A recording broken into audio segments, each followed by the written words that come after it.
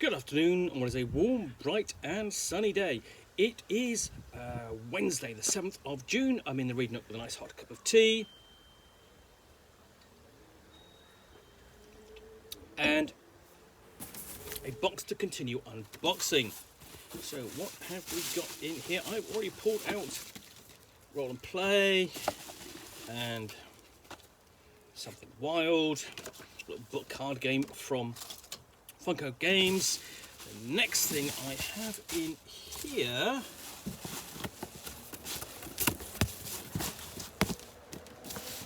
is Romance of the Perilous Land by Scott Malthouse, a role-playing game of British folklore. Now, this is from Osprey Games. It's one of the earliest games from Osprey Games, and surprisingly, it's one I haven't reviewed before. Osprey have been very generous in the past by sending me lot books to review, and I really enjoyed reviewing all of them. But didn't receive this one until I was at UK Games Expo 2023. Picked up a copy there, very kind of them.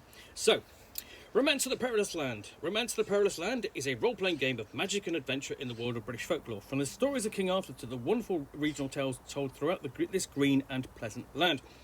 It is a world of romance, chivalry, but also of great danger, with ambitious kings, evil knights and thieving brigands terrorising the land, while greedy giants, malevolent sorcerers and water-dwelling Nookers lurk in the shadows as valiant knights, mighty barbarians, subtle, cunning folk, and the more the players are heroes, roaming the land to fight evil, right wrongs, and create their own legends.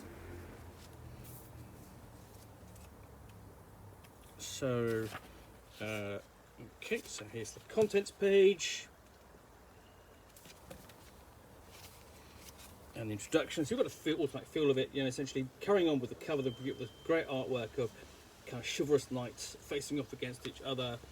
Whilst on the front, it's more, you've got you've got a mixture of knight and outlaw and either cleric or sorcerer, wizard, something like that. And here we've got an explanation of what a role-playing game is, who the players are, and then an example of play.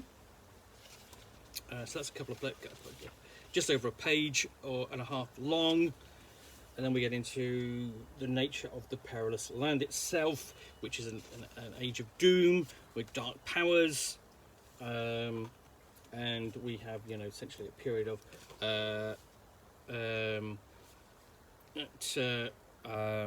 essentially this is King Arthur has gone off on the great search, presumably for the Grail, and in this age of valor afterwards, this is when the game is set. So we have a timeline which runs from 10,000 BC to, let's have a look, all the way up to 63 CE, Christian era to the present, after a year of the Great Search.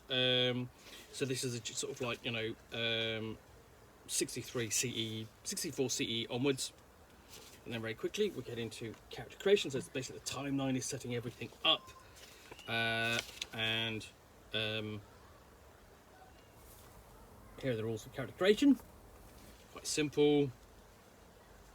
And we've got a table explaining the stats, an example of a character creation. This will run throughout the whole process, I'm sure. And then the list of skills underneath each of the stats.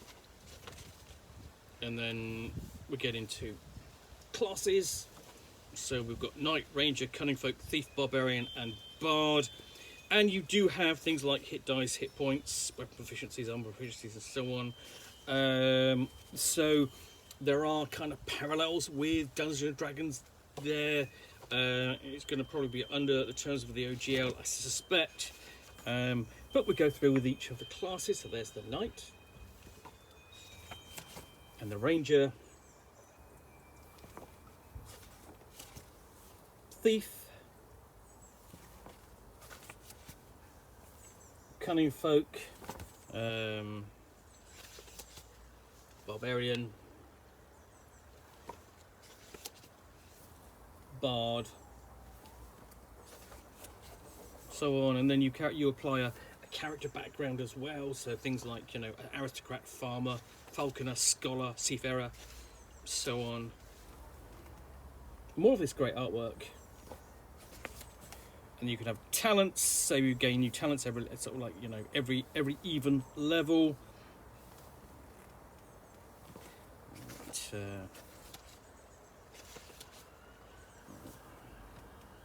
So there might be things like monster hunter or sharp-witted, shield expert, wild swing, trapper. Then you flesh out your character with sort of the links details like your age and deity, worshipped, and you have the continuing example of the character in being created. And that's what that character looks like in the filled-in character sheet. And then equipment. So it's a matter of proficiency with your armour and your weapons. And of course adventure equipment. And you've got all the tables and so on, and this is, you couldn't, I look at this and go, yeah, that's an Osprey table. You know, they have a particular style with their tables, and which you don't often see in other role-playing games. But we get on to how to play the game, and so essentially handling it. Attribute checks using edges and setbacks. So edges and setbacks kind of like work like advantages and disadvantages in Dungeons and Dragons. Saving throws versus your attributes. So I've got a list of those per attribute. Then we move on to combat. So let's look at the actions in combat, movement.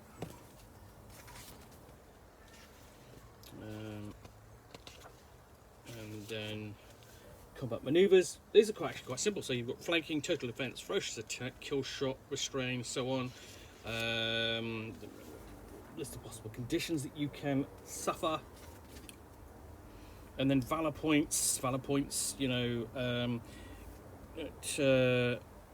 essentially they can be spent for bonuses and effects like boon of luck, reroll a die, boon of restoration, gain hit points, instinct, gain an edge over your next attack, boon of resolve, reduce damage, boon of second chances,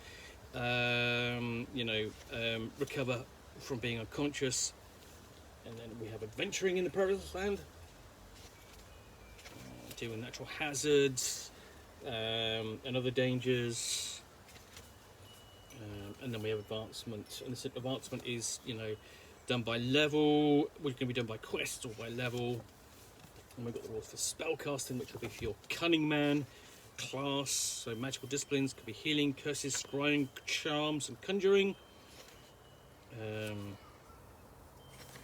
then we've got this basic explanation of how spells work. So, you know, cast a spell. Caster must be able to speak the spell's activation words and then move their arms, whether they're throwing a poultice or using a salve, or so on, so on. And then basically roll under their mind to cast it. And then we've got a spell list, of course, starting off with 0 level spells like Good Luck Charm or the Voice of a Hound, Sense the Presence of Magic, and then level by level. There aren't a huge number of spells, so for example, level 2 spells: break the skin out in boils, cast the alert, cause the alert to slumber, find safe sustenance in the wild, have vision in dark places, replenish the fractured and wounded. So that's 1, 2, 3, 4, 5 spells just for level 2. 3, 4, 5 again, 5 spells per level. I mean, it's more than enough to keep you going. And the spells go up as far as level 7, 8, 9. So level 10 spells are basically, you've only got three of those, and they are Call Upon a Golden Dragon, Resurrect the Recently Deceased, and Rot Flesh. And then we get into the world of the Perilous land. So looking at things like items of power, like a bog violet, concealed shoe, kingfisher, magical charms, enchanted items, a hand of glory, ring of dispel, or unspoken water, 7 league boots.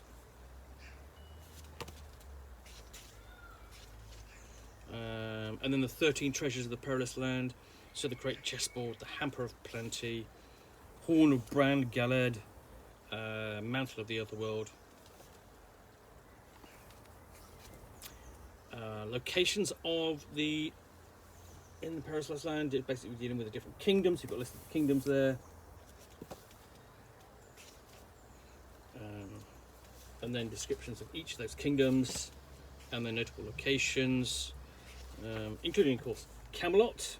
So this is sort of like an Arthurian role-playing game.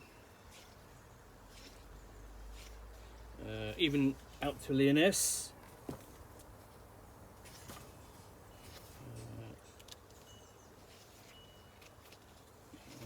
Let's see what else we've got. Haven't seen a map so far of the Perilous Land, which is a bit disappointing. We've got the gods of the Perilous Land. Some of these will be familiar, like Lu basically from Celtic mythology. Nodens will be a Morrigan are most notable. They're included in the Mythos, Cthulhu Mythos, but they're not. They come from other sources. Factions of the Perilous Lands, such as the Knights of the Round Table, the Merry Men at Sherwood. So we have a sort of like a setting which brings elements of English folklore together, as obviously stated, but quite big elements. So you have a kingdom with where the Knights of the Round Table roam, and the merry outlaws hang out in Sherwood Forest. But the Order of the Fisher King, and then we have darker powers as well.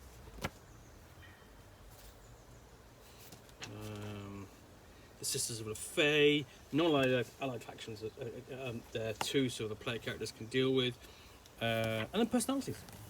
So King Arthur, Lady Guinevere, Sir Lancelot, Robin Hood, Mordred of the Black Lance, Merlin, Morgan Le Fay. We've got a bestiary. Starting off with the Adder, Black Dog, Blue Cap. Let's see what else we've got. Bugbear, Cockatrice, Cat She.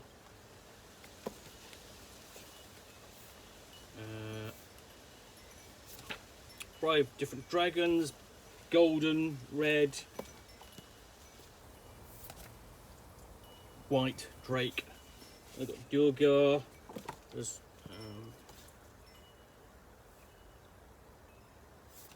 and amongst the fairy we have Solitary all the way up to Queen Mab and Queen Una. We even got the Green Knight as opposed to the Green Man.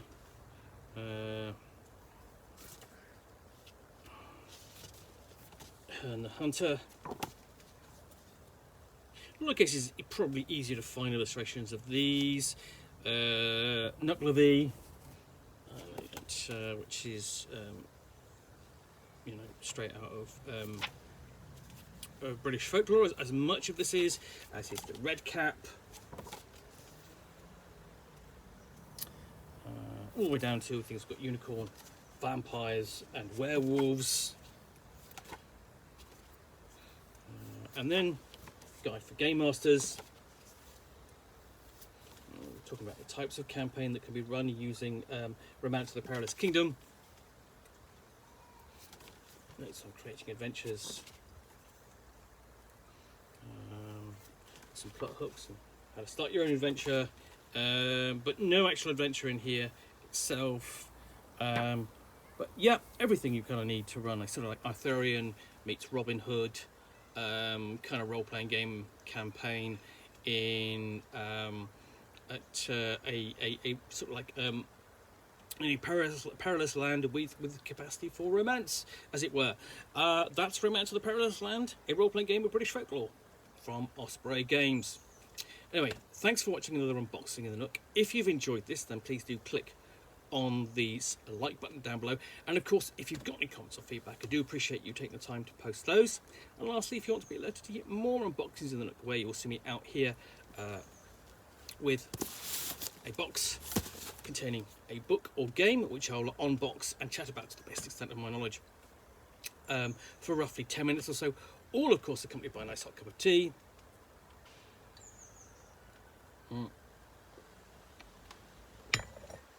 Then please do click on the subscribe button down below. And of course, thanks again for watching, and we'll be back again with another unboxing very soon. Bye for now.